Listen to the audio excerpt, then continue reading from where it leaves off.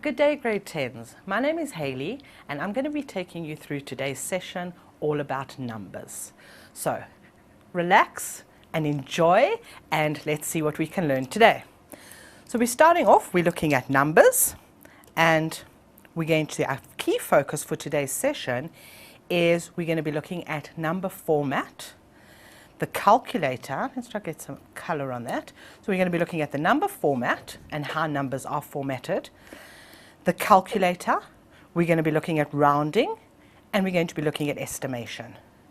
Now for some of you, this is stuff that you've been doing over and over up to you get to grade 10. But I want you to try and think of this as a totally new subject. Well, Maths Lit is new to you because you've been doing maths up to now. A lot of the things you've seen before, but I want you to think of this as a new subject, and let's just focus on what we're doing today. Basically, by the end of the session, the skills that you're going to learn today will help you with every aspect of Maths Lit in the future. And this is going to help you from grade 10 right through to matric, and in fact for the rest of your life. So let's see what we're talking about when I say number format. Okay. When I say number format, I'm thinking about how do we write numbers? What do numbers mean? And we're going to look at, throughout the ages, people have written numbers in different formats, basically in different ways. For example, the Mayans had a way of writing numbers, and let's look at the Mayan numbers. They had symbols for each particular number, from 0, this kind of like soccer ball looking thing, a rugby ball looking thing. Then we had a dot for 1, 2 dots for 2, 3 dots, etc., etc. Then they were going to run out of dots or run out of understanding what the dots represent. And I suppose 5 dots is really hard to start counting, so they went on to a line for 5. And then 6 is now 5 plus 1, a line plus a dot, etc., etc. And then with 10, they went on to 2 lines. 15 was 3 lines, and then we had our singles. So we can easily see what their numbers would represent, and by their picture, you can pick out what number it was. The Egyptians had another way of signifying numbers. And this is seen in the hieroglyphics that we see all over Egypt. So a staff was the number 1. 10 was like a heel bone. 100 was a coil of rope. 1,000 was now the lotus flower. 10,000 was a pointed finger. 100,000 a tadpole.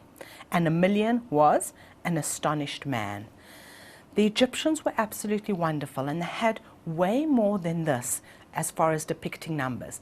They could signify every single number. What fascinates me the most about the Mayan and the Egyptian numbers is what we know today, is the people that actually decoded these numbers. Because people had to look at the hieroglyphics of the Egyptian numbers and try and interpret what those squiggles and lines and things represented. And we now today have an idea of what their numbers meant.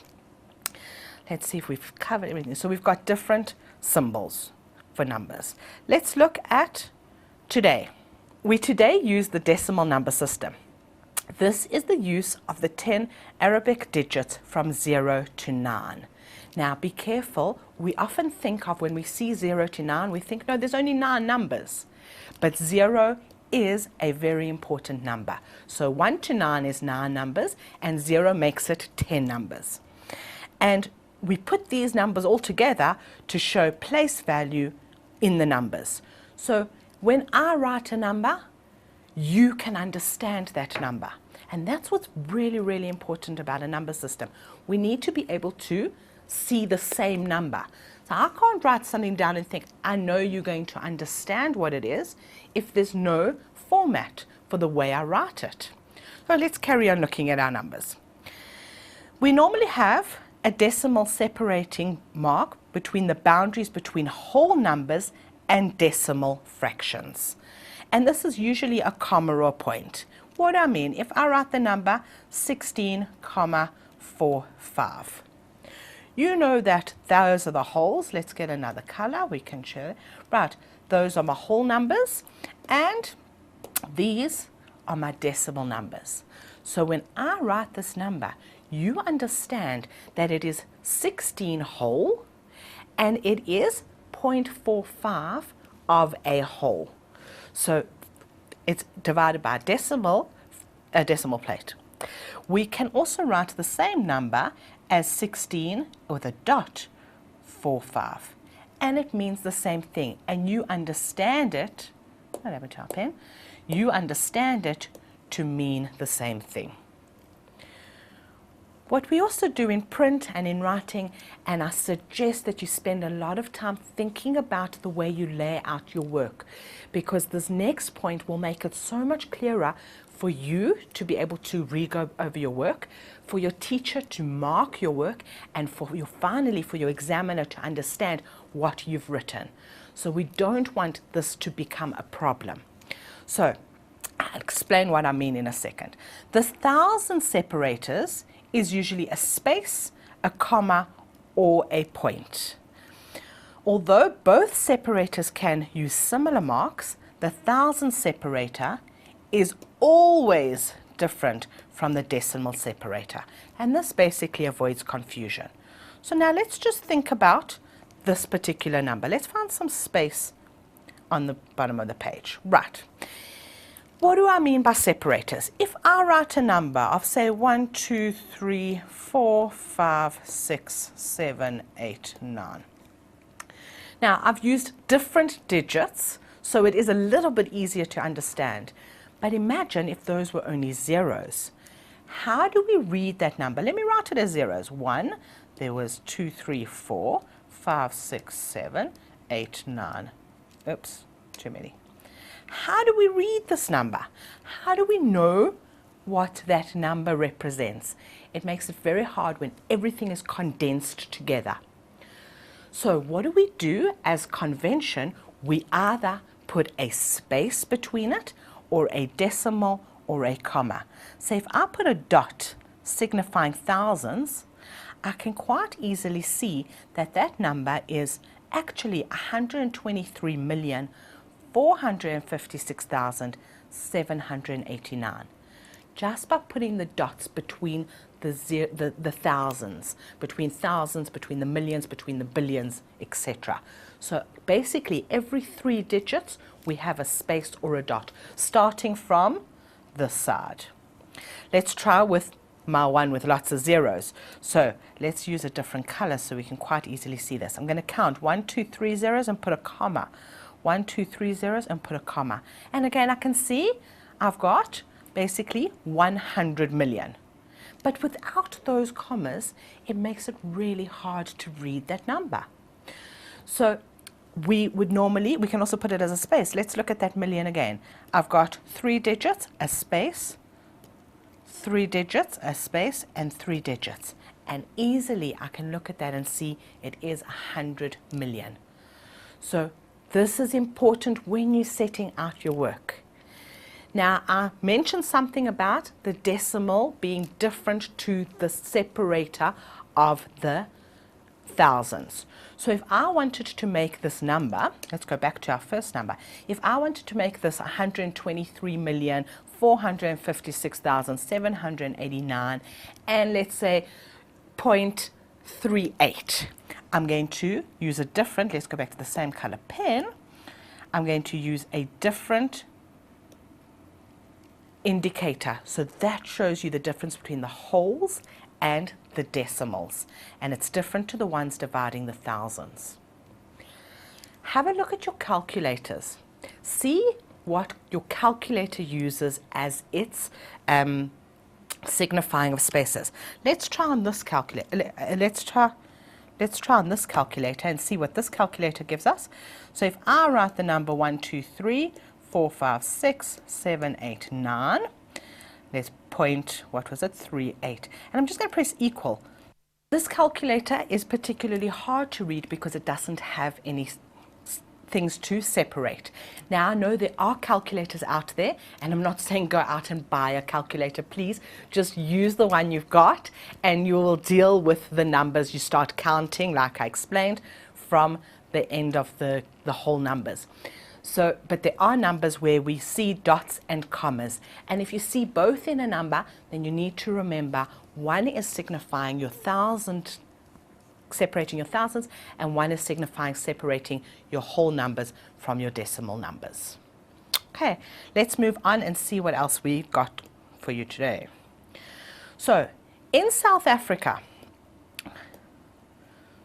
which is important to know because why? We are living in South Africa. So, officially, we use a decimal comma with a space as thousand separator. So we use, and let's look at an example. We use a space separating the thousands and a decimal comma separating the decimals. So that's our convention. Now, from this, looking at this number, because it's written in South Africa or might be somewhere else, but I can quite easily see and interpret what that number is. We've got 1,450,000. I've got no units for the thousands. 700s, 80 units, 9 units, decimal, and then 3 tenths and 2 hundredths. That's one way of writing the number, but this is very, very, very confusing. And in actual fact, we don't speak like that. I'm not going to say, well, I've got 1 million and 400,000, 50,000. I'm going to read it all as one. So I'm going to say I've actually got 1,450,789,32. And my decimal, I normally just say the unit numbers. I don't say it's 3 tenths and 2 hundredths, although I know that, and we should know that. Right, let's now look at numbers that can be written as positive or negative numbers. What I want to do before we go on to positive and negative numbers is let's find some space over here that we're going to do positive and negative numbers on the board. Right. If I look at a number line and I have my 0 in the middle of my number line, I've got positive numbers on the one side, so let's label those, and I've got negative numbers on the other side. Now I'm going to come back to discuss when we would actually use negative numbers in real life, because at the end of the day, Maths Lit is all about real life. It's not about anything else. So we need to actually think about when would we see negative numbers in reality. And we do see them in a few places, and we'll discuss them in a moment. So let's just go back to what are our numbers. Here we've got, here we've got our positive numbers, and there we've got our negative numbers. 0 meaning neither negative or positive. The further I get away from the 0, the further away I am, the bigger the number is. So as my arrow goes further and further along, the bigger the number actually is. And the same thing occurs with the negative numbers, but in the opposite direction. So the further I get away from the negative, not the same thing, the opposite thing occurs. The further I get away from the negative, the smaller the number is. So the smaller the number is. So if I'm close to 0, we're about the same size, and the further I get away from 0 towards the negative, the smaller my number gets. Which basically means that if I look at positive numbers, we can just look at 1 and 3. We've got to say which is bigger. Well, 3 is bigger than 1. But if I look at -3 and -1, which is bigger in this case? Well, the one that is further from 0 is smaller, so my bigger number is -1. I hope that helps you understand the negative numbers, but let's see where we use them in reality. Right, so positive number can describe, for example, hot weather. If we've got 30 degrees Celsius. A negative number can now describe the temperature if it is below freezing. So for example, I could say the weather is minus 10 degrees Celsius. So temperature is one place where you will see negative numbers. We don't often experience them in South Africa, but there's lots of places around the world where you get negative temperatures. So that's one example of negatives used in reality. Another way we use it in reality is we look at a bank statement. We can have 410 Rand on our bank statement, or my minus has moved, so let's put it in there, minus 410. Now let's think about, what does that actually mean? Well, if my bank statement says that I am positive 410, it means I've got 410 Rand in the bank. I'm in a happy position. If my bank statement says minus 410, it means I am in overdraft. I owe the bank 410 Rand. I am not happy because I don't like owing the bank money. And then they start charging me interest, which we'll take into another session altogether.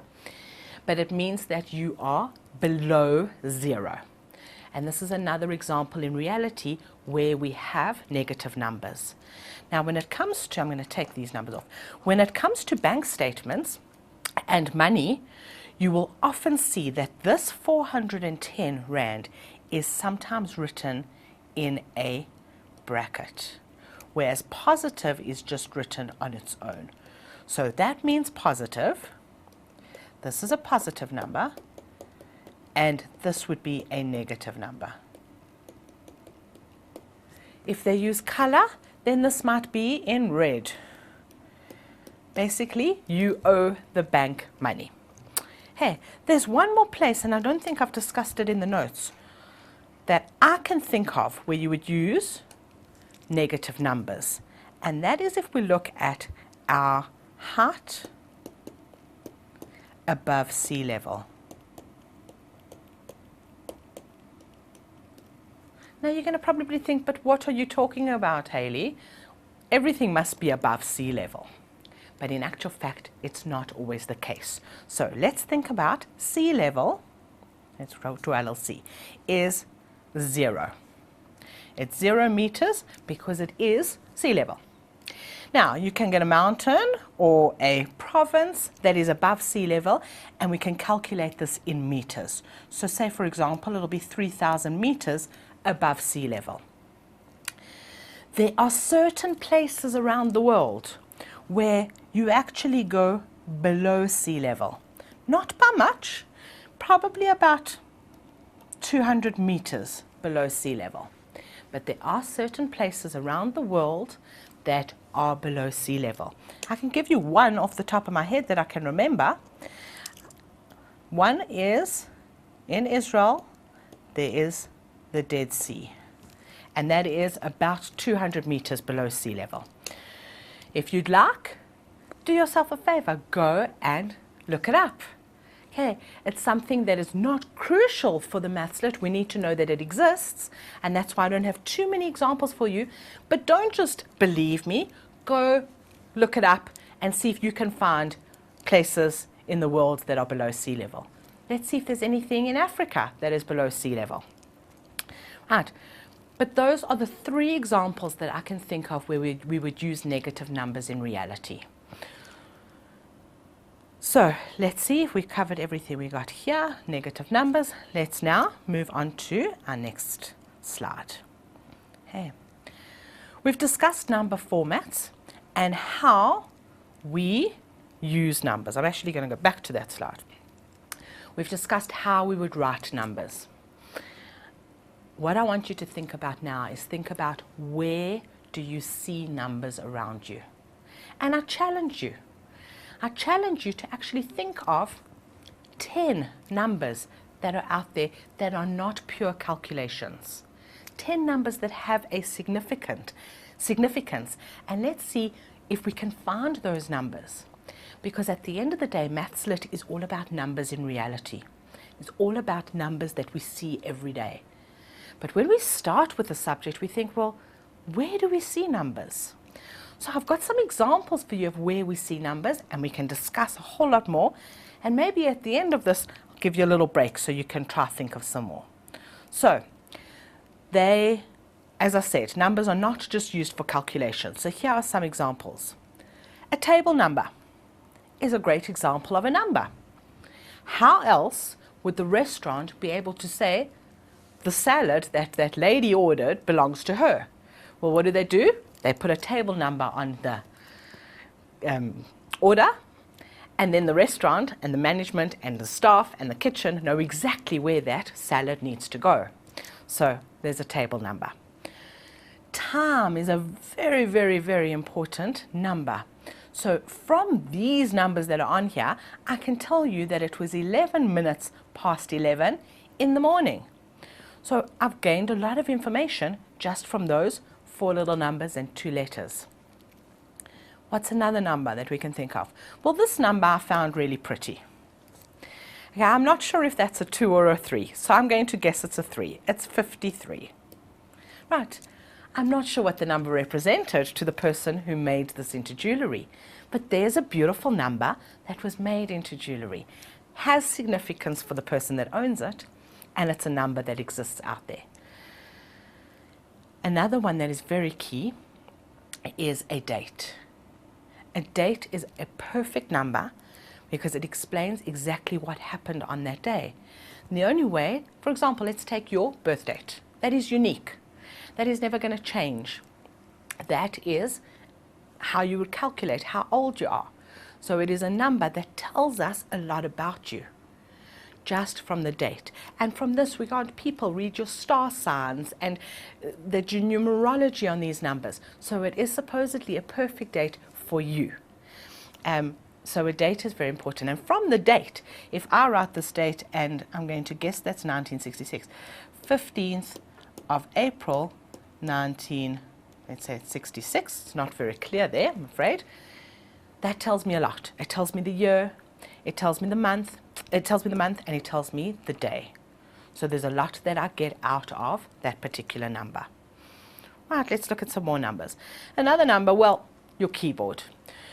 Can't do anything without these particular numbers. So it could be numbers on a calculator, numbers on a keyboard, numbers on a computer screen, and numbers on your cell phone. So these are just the numbers 0, 2, 9, and we need them. They are really, really crucial for our lives. Next number is one that I'm sure most of you can't do without, your cell phone number. So let's put this in. This is a cell phone number. We cannot do without it. It is a unique code that allows somebody to call you. So we type in 10 numbers onto a phone, and amazingly enough, it reaches you. What's nice about this particular number is the way we write it, and I'm going to get another color pen, is also quite unique. So, and let's find some space at the bottom.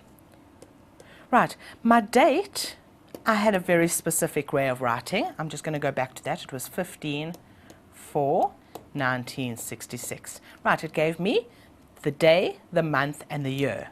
Now, if I look at a cell phone number, what is a cell phone number in, and how do we write it? So we write our cell phone number as, say, 072. I'm going to go with, let's go with numbers rather. So 1, 2, 3. I should go with a 555, like they do in the movies. 555, 1, 2, 3, 4. How do we write the number? We write it as 3 digits, which normally tells us our service provider, then another 3 digits, and then 4 digits. Why do we write it like that? I'm going back to this 2 and the 5. We write it like that because it is easier to understand. It is easier for somebody to read and interpret and then use. A landline number we would write as 011, again our 3 digits and 4 digits. Makes it easier, and that's the reason we write it. So these are conventions that we see when it comes to numbers and how numbers are written.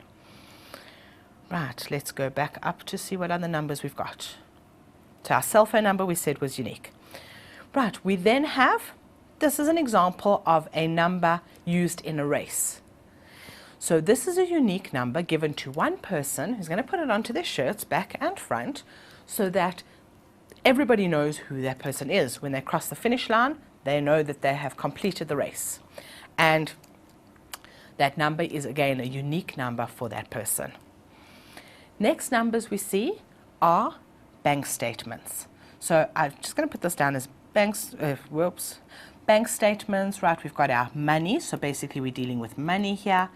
It'll tell us whether we're positive or negative, and also kind of if things grow, we've got a percentage here. So this is all dealing with money and finance, and you're going to be doing finance in a lot of detail. So I'm just going to go through, there are those numbers. We've got money, we've got percentage, we've got stock exchange going up and going down, and shares, and all that you're going to be dealing with when you deal with finance. I'm not going to go into more detail.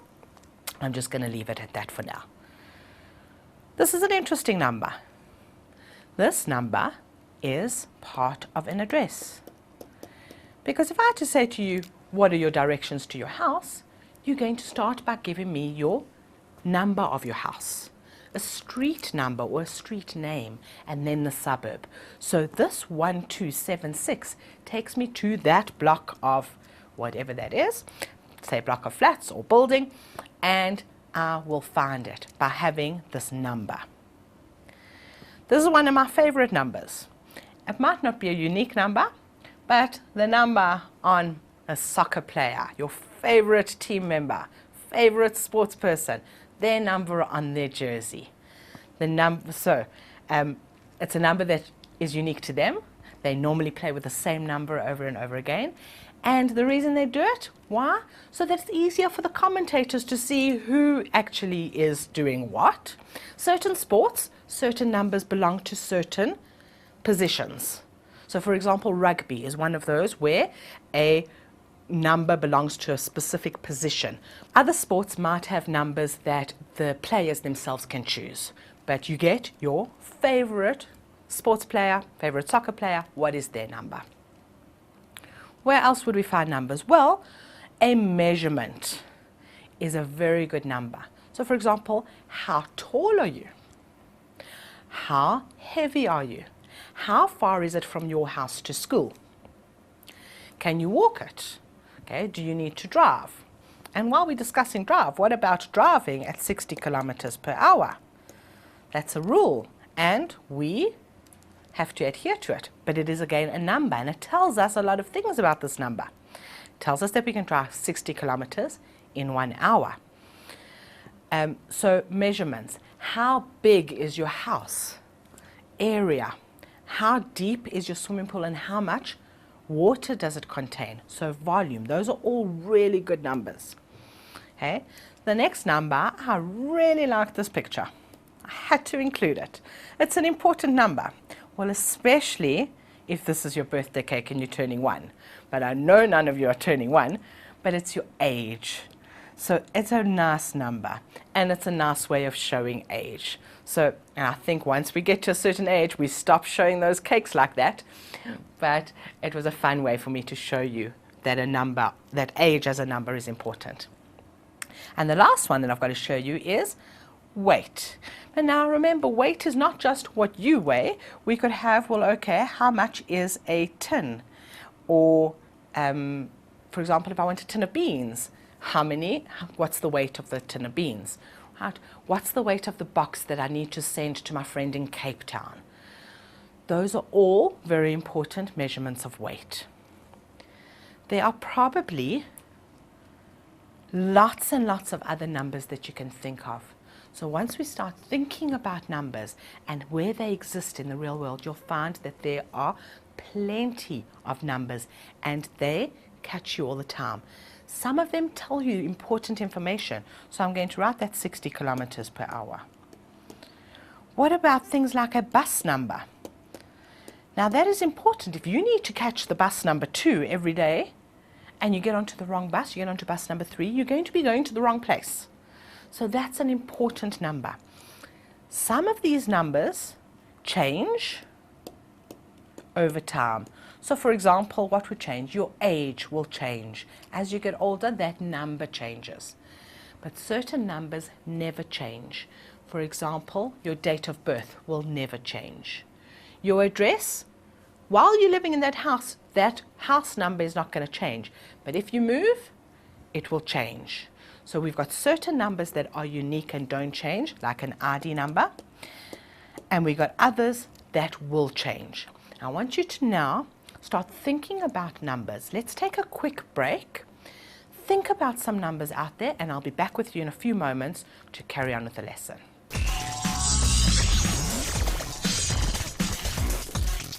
All right, welcome back from your break. I hope that you've had a chance to think about all those numbers that are out there in your lives, and I want you to be aware of it. So keep thinking about it while you're interacting and while you're going about your day. Think about the numbers that are out there and how those numbers actually affect you. Right, let's just do some quick examples about those numbers and the formats that we discussed before the break. So I'm going to say the National Lottery has awarded that amount of money to a local charity. Now, because there's no separators and everything, it's hard for me to read what that number is. So I'm going to go with, okay, I don't know. Let's rewrite the number. So the first question says, rewrite the number with an appropriate thousand separator. I'm going to use a space, and I'm actually going to start writing it from the right. So I'm going to start over here, and I'm going to go 5, 3, 3, and then a space. That takes me up to there. Then I'm going to go 5, 4, 3, and that takes me to there, and then I'm going to go 22. And don't forget your units. You're going to hear me say this 100 million times. Don't forget your units. We usually have a reference in MathsLit. We normally have a reason we've done in the sum because it was related to reality. So we need to know that this we're dealing with is money. So the next part of the question says, write the number in words. Okay, so let's rewrite that.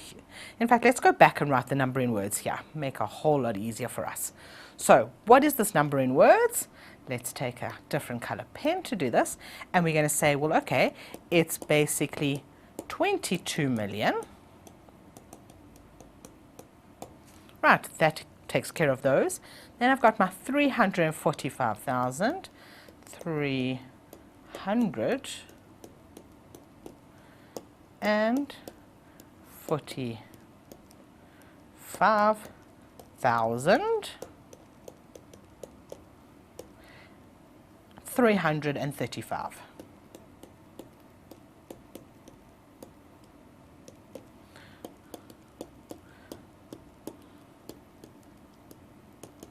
Right, fairly easy for us to read once we've got our separators.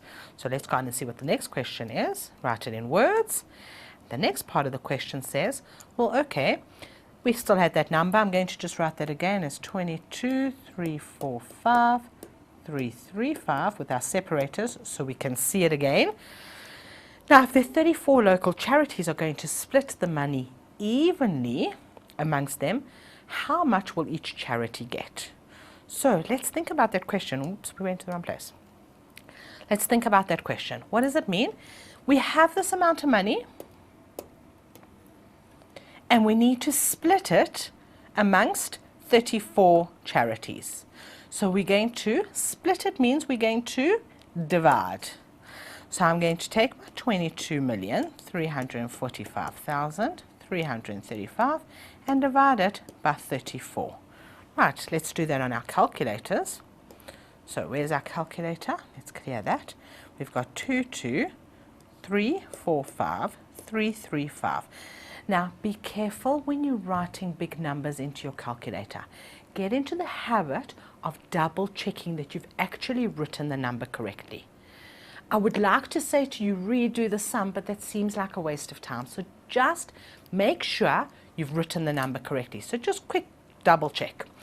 Right, and divide it by 34, and we get an answer of, now we're going to have to use our things to divide it. Right, so I've got 657,215. So let's write that in here. 600, and it equals to, and it was money, 615. Was it 615? No, 657. I don't know where the 615 came from. 657, and then 215. Okay, 657, 215, and 74 cents. I'm going to discuss rounding, so you will get to know why I went to 74. So that's the number. I'm going to go back and double read my question. We'll read my question again and double check that I've actually answered exactly what they want. So they want to know the local charities, they split the money, how much will each charity get? I've got that. But then it says round to the nearest 1,000. So again, we're going to discuss this when it comes to thousands, but I can see, and I'll explain just in a second, at 657,000 Rand. So I'm not going to go through the rounding right now because I'm going to be doing it later in the session. Right, let's move on to our next part of our session. We're now going to be dealing with the calculator. With your calculator, it's really important that you remember we've got to deal with BODMAS.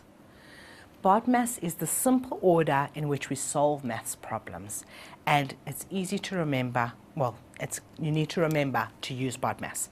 So BODMAS means you've got to use your brackets first. B is for brackets. O is of, which, okay, you'll see in the sums. D is division. M is multiplication. A is addition. And S is subtraction. So I want to use now, when it comes to the syllabus, we have been instructed, and it's in your the documents, that you need to use a normal calculator, a four-function calculator. So I'm going to now show you some calculations with this four-function calculator. In reality, if you have a scientific calculator, it will make it a lot easier for you to use. But you can quite easily use the four-function calculator. But I want to show you how important this BODMAS is. So if I do this calculation, 3 plus 2 times 4 minus 5, and I simply type it into my calculator. So let's see if I can simply type it in. I've got 3 plus 2 times 4 minus 5, and I press equal, and I get the answer of 15. Now I know what your instinct is, so let's write that in. We had the answer of 15. Your instinct is going to be, well, the calculator says 15, therefore the calculator must be correct. I want you to think about your answers very carefully and to analyze, does it make sense? If I do this on my scientific calculator, let me show you that. I'm going to do the same thing. 3 plus 2 times 4 minus 5, and I get an answer of 6. So let's write that in. So I've now got an answer, let's do it in a different color. I've now got an answer of 6. I've got two different answers from two different calculators. Now, why would that occur? Surely there must only be one correct answer. So let's look at this answer of 15, which I said to you is probably not correct. The calculator has done exactly what you told it to. It added the 2, so we can do this simply. It said 3 plus 2 is 5, times by 4 is 20. I'm going to just write the steps in. Times by 4 is 20, minus 5 is 15. That's what the calculator did. But the calculator didn't take into account that we need to do BODMAS. So what do we really need to do? We need to ignore that, and we need to say, well, okay, we need to multiply first. So we actually have 3 plus 2 times 4 is 8. Then we're going to minus 5. Then do we add before we minus? So we're going to have 3 plus 8 is 11. Then we're going to minus our 5, and we're going to get the answer of 6. So can you see 6 is correct? So when it comes to using this calculator, let me show you how you would do the calculation with the calculator without having a problem. We need to multiply first. So we're going to say 2 times 4 equals. And I'm going to put it into memory because I'm not going to remember these all, or you can write it down. Then I'm going to say 3, and I need to add that, so I can press memory plus. And then it was 5 and memory minus. Then I'm going to clear and go to recall my memory and that's my answer. So use your memory buttons. Remember, let's just go through them quickly. Let's get another color. So go through your memory buttons. You've got a memory plus, you've got a memory minus, you've got a recall memory, and you've got a clear memory. Where did they all from?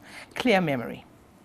So I want you to use these, but you need to practice using your calculator if you're doing this. Always, before you do a sum, clear your memory. Use your plus for adding them, minus for minusing what's there, and recall to see what's actually there in the end. Right, let's see if we can go on to the next part of the question, and let's do some try.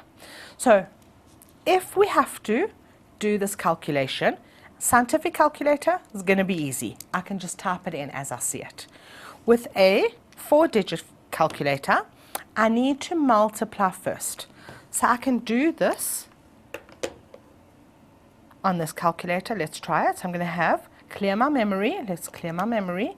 I've got 225 times 7 equals, okay, and then I'm going to have, that's in my, now I'm going to need to minus that. So I'm going to put it into my memory minus, and 50 memory plus.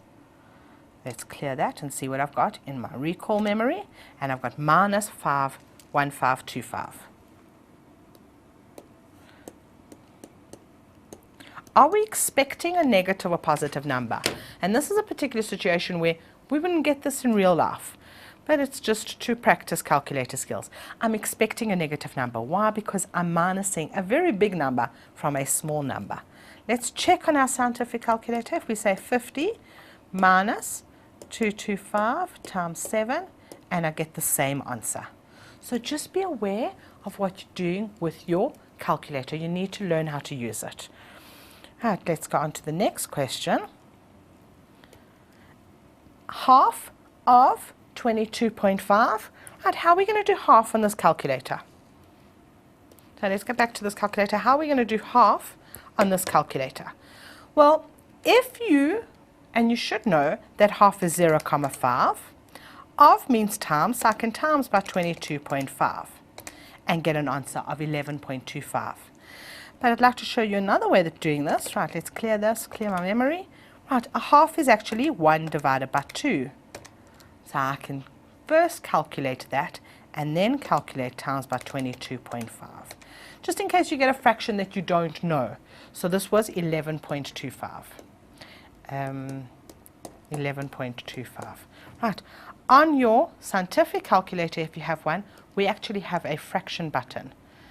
Right, so using your scientific calculator, you're going to use your fraction button, which is actually really easy, and you're going to write it in as a half, and then we're going to times by 22.5, and we get an answer of 45 over 4, right, yes, to D button, and it's 11.25. So this is what I'm telling you, your scientific calculator is easier, but guys, please, you don't have to go out and buy a scientific calculator if you don't have one. It's very capable of doing it with just a normal 4-function calculator. Right, let's do one more example. So where your question tells you quite a lot of information that you need to use your calculator for. So let's look at this. Faisal bought 2 Cokes for R7.35 and 3 samosas for R4.50. How much must he pay for it?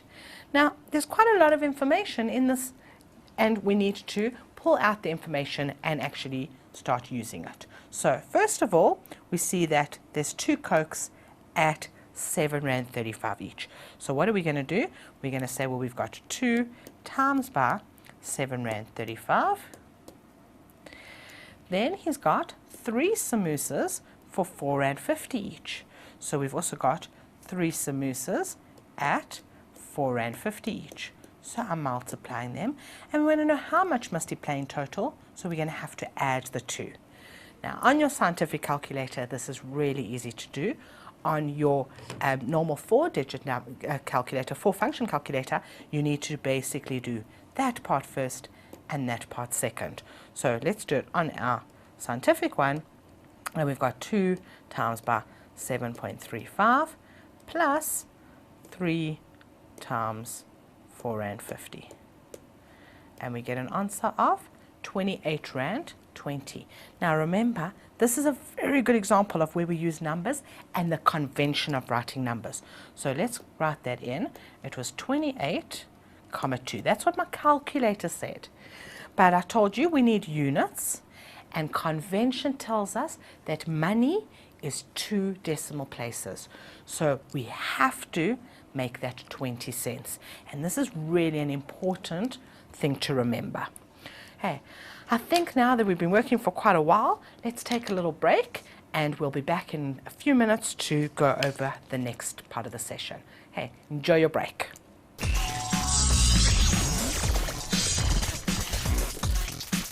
And welcome back from your break. Hope that you're ready to go and learn about your next skill that you need for Maths Lit.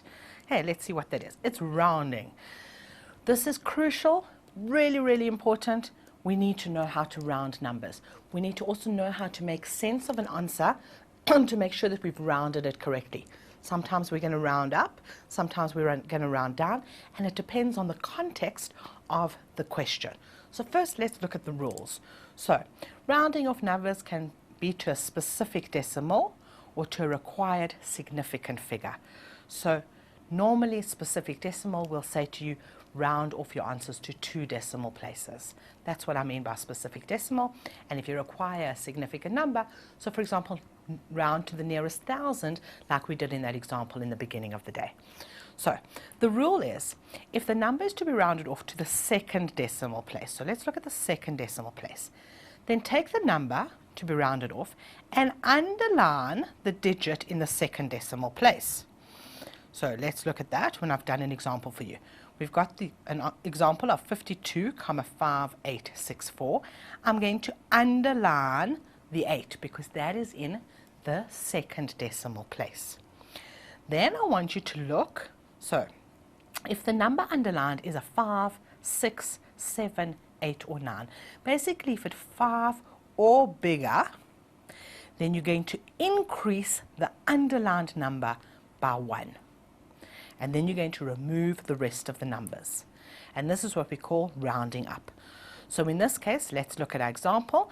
My underlined number was 8. I'm looking at the number next to it, which is this 6. So let's look at another color. I'm looking at 6, and it is bigger than 5, which means I need to go back to this number and add, let's do it this way, I've got to add 1. So that 8 becomes a 9. So I get 52,59 and ignore the rest of the numbers. If I underline the number and the number is between 0 and 4, basically less than 5, so 0, 1, 2, 3 or 4, then I'm going to leave the underlined number as it is and remove the rest. So again, let's underline, I'm underlining a 2, that's my 2nd decimal place. I'm looking at the number afterwards, which is the number 3. It is less than 5, so I basically ignore those numbers and I end up with 52,52,52. And this is called rounding down. Let's just briefly look at a number. What happens if I have a number like 6,998 and I wanted to round to 2 decimal places?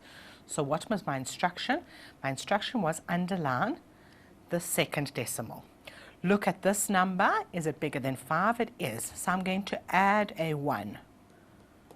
But if I add a 1 to 9, it becomes 10. So what happens then? I add a 1, so it becomes a 0. I add the 1 to the number before that, which becomes 10, so it becomes a 0. And I add a number to the last digit, and it becomes 7,00. So just bear that in mind, that when rounding up, that you can be changing the numbers to the left of the number you're actually changing. Okay, let's go look at what I mean by context. So it's important element to consider. It's not always realistic to simply apply this mathematical rule of rounding off. Now let's look at an example. If the question says, how many bricks do you need to buy? And you calculate the answer to be 10.2. If we need 10.2 bricks. So let's get a nice color. I need 10.2 bricks. If I apply the rule, as we've just discussed, I'm going to round that down and I'm going to say 10 bricks. But I've got a problem there, because if I only have 10 bricks, but I need 10.2 bricks, I'm going to have a space in my, whatever I'm bricking, say my driveway, that there is no bricks. I need this 0.2 of a brick. It's part of a brick. So I actually have to not round down like that. In this case, I need 11 bricks. So I can have 10 whole bricks and one that I can break up into my 0.2 of a brick. And that's the only way I'm going to get my driveway fully bricked. So this is important to remember, that there's usually a context when it comes to Maths Lit. Let's do some examples. Right, firstly, just using the rule. So we're going to take this number, 2,973, and we're going to round it to the nearest 10. So what is my rule? My rule is underline the 10, which in this case is 70. Look at the number next to it, which was the 3. So I'm looking at the 3. It is below 5, so I can leave the 7 the same. So this becomes 2,970. That is rounded to the nearest 10. Now let's round to the nearest 100. I'm going to rewrite the number. And this is important. If they give you numbers to do like this, please go back to the original number. So go back to the original number, and I didn't write that very well. So 2973. I need to round to the 100. So I'm going to underline my 100, look at the number next to it, and it is bigger than 5, which means I need to add 1 to that. Makes that a 10, so I'm going to add 1 to that, and my answer that I get is 3,000 to the nearest 100. So see, we added the 1 and then we had to continue adding. And now if I had to round to the nearest 1,000, let's rewrite the number. Let's try a different color. What color were we using? So let's try orange now. And again, I'm going to write it as 2973. The nearest 1,000, I'm going to underline the 1,000, look at the number next to it, which is a 9. It's higher than 5, so I'm going to increase that, and it becomes, oh, that's a very funny looking 3. It becomes 3,000. Right, can you see that rounding this particular number to thousands and hundred actually ended up with the same number? But that's not always the case. So just remember to go back to the original number. Right, let's see if we can do some in context. Your school needs to transport 726 learners. The bus company says that their buses can take a maximum of 60 learners. We want to know, how many buses does the school need? So what are we going to say? We're going to say, well, okay, we need 726 learners. And in each bus we can put 60 learners. So we're going to divide it by 60 to see how many buses we need. Let's do this calculation. Calculator. Right, we've got 726 divided by 60. And we get an answer of 12.1. So I'm going to go back to my thing. It's 12.1 buses. But I can't have 0.1 of a bus. So clearly 12 buses is not enough. So I need 13 buses. The school needs to order 13 buses. But I want you to also think about the answers carefully. So I want to go back to the calculator and say, well, okay, if I have 12 buses, how many kids does that account for? So I'm going to multiply by 60. And I can see that with 12 buses, I can seat 720 learners. So I'm just going to make a note of that. So 12 times 60 was actually 720 learners. So I need an extra bus, but am I going to get a bus for only 6 learners? You need to explain to your teacher and your examiner that you understand. So if you give me an answer of 13 buses, that's perfectly correct. But you can also say, well, okay, there's 12 buses, there's 6 learners extra, 6 extra learners that don't have a bus. And maybe we can get 2 of the teachers to take their cars. As long as you can account for, you've understood the question and you've understood that the context, they can't all fit into the bus. Even if you had to tell me, well, okay, 6 learners need to stand, and maybe we can just squeeze 1 into each one of these buses and kind of squish 61, that's fine. You've acknowledged that you understood the context and you understood the rounding implications of this question. So I want you to always think about your answer. Does it make sense? Let's look at another example. A plank of wood has a length of 2.6 meters. Now Sipho is making bookcases. Each shelf of the bookcase has a length of 70 centimeters. How many shelves can he cut from a plank of wood? Well, there's a couple of things that are going on in this question. So first of all, we've got this plank of wood, right, which is 2.6 meters. And we now want to cut it into 70 centimeters. The first bells are ringing in my head. Something's going, there's a problem here, and I'm trying to think, what is the problem? The problem is I'm dealing in meters and centimeters, and I can't do that. So first I'm going to convert one to the other. So I'm going to convert my meters to centimeters. So if I think about it, I think about my conversions. I've got 100 centimeters in 1 meter. So I'm going to take my 2.6 and I'm going to times it by 100, which will give me centimeters, and my plank of wood is 260 centimeters. So that's the first thing I need to do.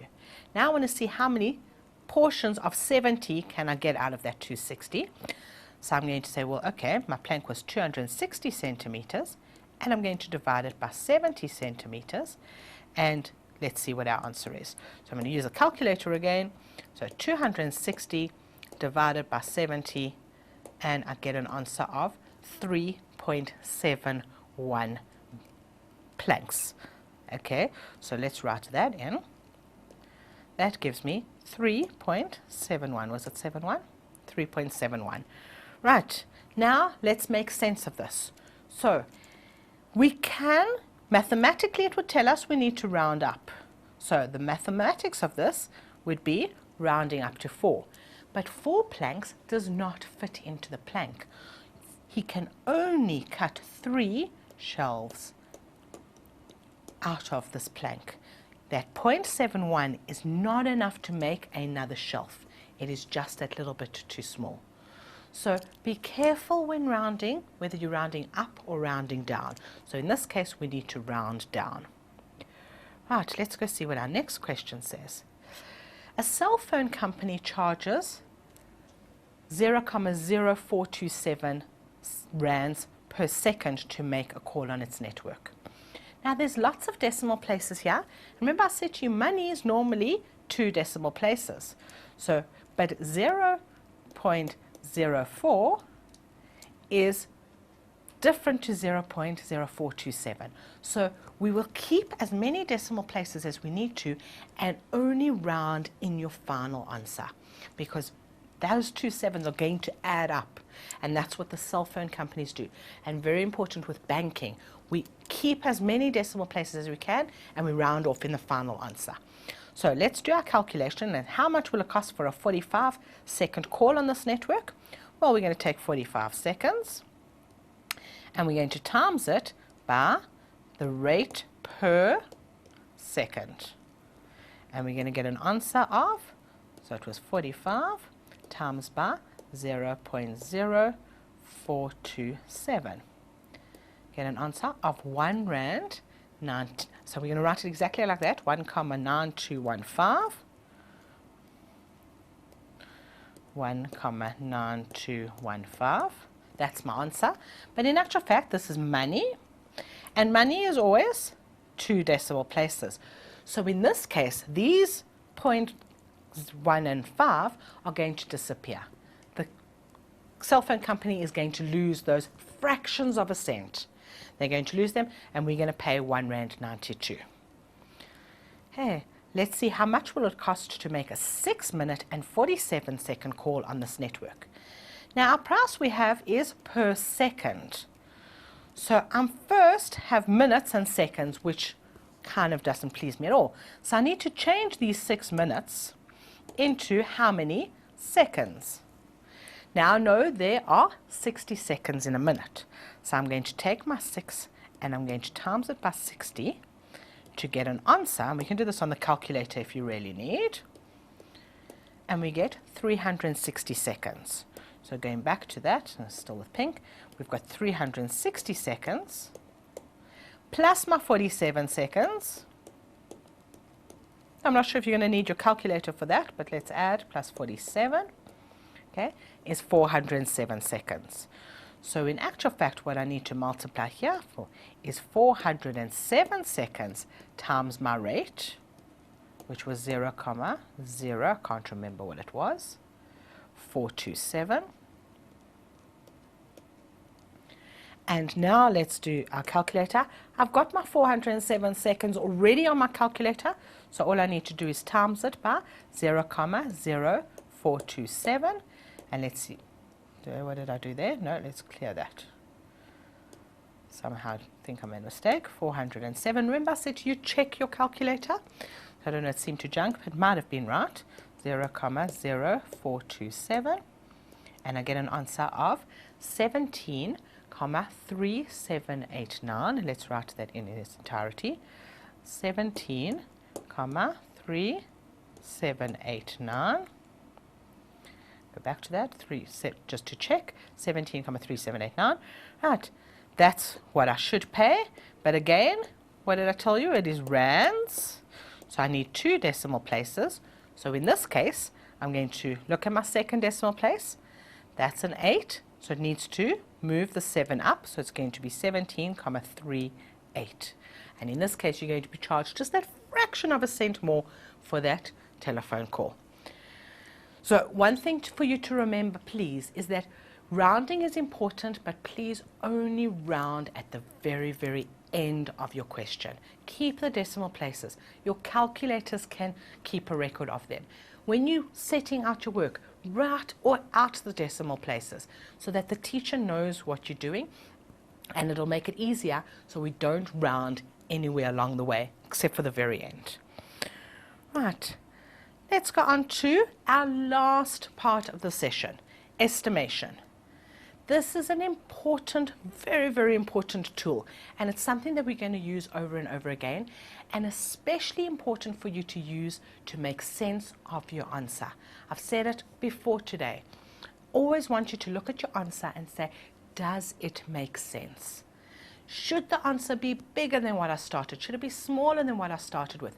Make sense of the answer, and the great tool to use for this is estimation. So when you read a question in your mind, I want you to think, what do I expect the answer to be? And then check, is the answer what I thought it would be? And if it's not, well, go back and reread or check, what have I done? Not every time your calculator gives you an answer doesn't mean your calculator is correct. Calculator is only correct if what you've entered on the calculator is correct. So check your work, and estimation is a great tool. So it's a useful tool. Working out numbers in any situation.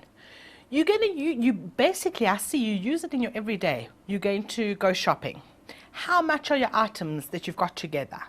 How much change are you going to expect? These are things that you probably do on a daily basis and you don't really realize that you're using the tool of estimation. How long is it going to take you to reach a destination? These are all things that you do kind of instinctively. So let's look about a real life situation.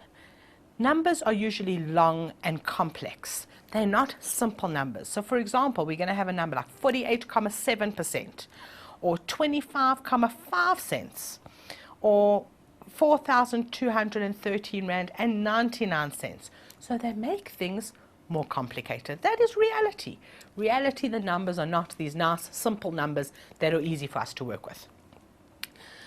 But in order for us to understand a situation or make a good decision, we need to do quick calculations. And this is what we're worried about. Quick calculations in your head, because we don't always have a calculator handy. So we need to learn the skill of estimation, which basically means obtaining an approximate answer. It's not going to give you the exact answer, it's going to give you an approximate answer, which will tell you if you're on the right track or not.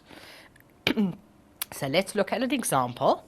When we estimate, we first change the long complex numbers into numbers we feel comfortable working with. So if I look at my example, 48.7%, well, it's close to 50%. So if I'm going to estimate, I'm going to say 50%. If I look at the number of the 4,213 Rand and 99 cents, I can say that's 4,200 Rand. Now, if the question said, well, 48.7% of 4213.99, I can think in my head, well, okay, actually, it's 50% of 4,200. 50% I know is half.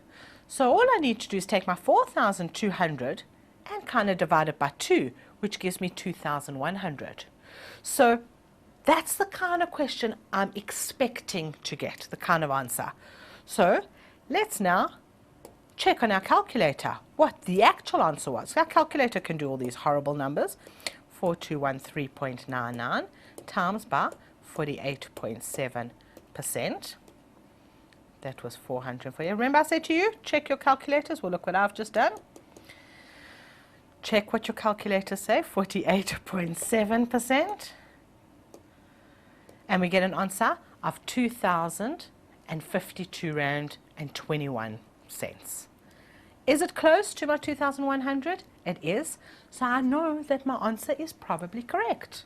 Because just in my head, with simple calculations, with numbers that I feel comfortable with, I can estimate. Let's go see what else they say here. So, whether we're using estimation in your calculations, not always remember to ask yourself, okay, does the answer make sense? Does it seem like a reasonable answer? If not, check where you went wrong. Let's look at an example. Right. Lebo has 200 Rand. I want to change color. Lebo has 200 Rand to spend. She's got the following items in a shopping basket. She's got butter for 27 Rand 50, coffee for 29.95, tea, etc., etc., etc. Show by estimation the approximate cost of her basket of goods. Well, I'm going to make it into numbers that I can deal with. So butter is 27 Rand 50. Let's say, well, it's 30 Rand. Coffee, 29.95 is 30 Rand. These are numbers that are easier for me to deal with. Tea, 12.99. I'm actually going to make it 15 Rand. Sugar, 15.69. Let's make that 15 Rand. Cornflakes is 12.99. I'm going to make it 15. I'm using the number 15 because the fives are easier for me to work with. I could have estimated that to be 13, but 15 seems like an easier number to work with. Oros, 17.99. So I'm going to make that 20 Rand. Mince, 45.75. Let's make that 45. Bread at 8 Rand 50 is 10. Chicken pieces, 32 Rand 50. I'm going to make it 30. So this is going to make it easier for me to actually add up, because in my head I can add these up quite easily. So I've got 5, 10, 15, 20. I'm going to have to write this here, so let's take another color. Right, I've got a 0, then I'm going to carry my 2. That's 5, 8, 9, 10, 11, 12, 13, 17, 18, 21. Okay, so I've got 210 Rand that it'll cost her. Does she have enough money? Well, with the estimations, we're cutting it fine. But remember, there were quite a few times that I rounded up. Okay, that one I rounded down, but I only rounded down 69 cents. I rounded up here. I rounded up there. So I've rounded up there. So there were quite a few times that I've rounded up. So approximately, I'm going to say she probably does have enough money. And the only way we can do this is to check with our calculator. So should we try to do that with our calculator, that can actually take all these numbers, 27.50 plus 29.95 plus 12.99 plus 15.69, where are we up to, plus 12.99 plus 17.99, 45.75 plus 8 Rand 50 plus 32 Rand 50, and let's get our answer. and we get an answer of 203 Rand 86. So in actual fact, I was wrong. She didn't have enough money to buy things, and she would probably have to put something back. But our estimation gave us that she didn't have enough money. So I kind of made a little bit of an assumption that she would have enough because we rounded up so much. But clearly, I didn't take it all into account. So 203.86, and does she have enough money? Check with our calculator. She does not. So when you're doing this, setting this out in an exam, I want to see your calculations. I want to see your estimation, which we gave here, and then actually write it out as, well, we would write it out, it's kind of like 27 Rand 50. You don't have to write every number, okay? So we're going to get, but what was our total? It was 203 Rand, and I can't remember how many cents, and 86 cents. So, and then remember, go back, read your question again. Has she got enough money? That was the question, and we need to say, no, she does not. Now, the only way we're going to get better at this estimation is by actually using it. So I want you to get into the habit of trying to analyze what kind of question are you expecting. And think about it in real life. If you go to the shops, try guess what your basket of goods is worth. How much is it going to cost you? Try keep a running total in your head. Okay? And have fun with it. Have fun with estimation, because there's numbers around us everywhere. What's important to note about estimation is that in actual fact you can now use it in your exams. So if you want to, rather than working with these numbers, which your calculators quite easily can do, you can actually use the estimation and give that as an answer. But you need to make it very, very clear to your examiner and to your teacher that you are using an estimation. So if, for example, you get a question where you've got a number of like 19 Rand 99, and you want to say, well, okay, I'm going to use an estimation of 20 Rand, we have to actually allocate the marks for that question. So it is a tool that is important for you to use. I would suggest you stick to exactly what's in the question paper, but it's possibility. You can use estimation. And now, guys, the only way that you're actually going to get better with estimation is by using it every day. So when you go to the shops next, think about what is in your basket, how much is it going to cost you, and try estimate. If you're going out to movies and you've got 5 friends going, think about estimate how much will it cost you for the evening, and estimate how long a distance will take you if you travel at the speed limit, or you travel above the speed limit or below the speed limit, and think about all these different things that you use every day, because the only way you're going to get better with a skill is by actually using it. That takes us to the end of the session. I hope that you've actually learned a lot today, and remember, these are skills that you're going to be using probably on a daily basis, and especially in the Maths Lit classroom, you're going to be using these every day. So you need to hone these skills, and the only way we're going to do this is to practice them. So remember, number format, how do we write a number? Your calculator, how do you use your calculator? Remember your BODMAS. When it comes to rounding, to think about the context. Are we rounding up? Are we rounding down? Have we answered the question in the number of significant figures that they want? And estimation, like I said to you, use it every day. Hope you've had fun, and I'll see you again soon.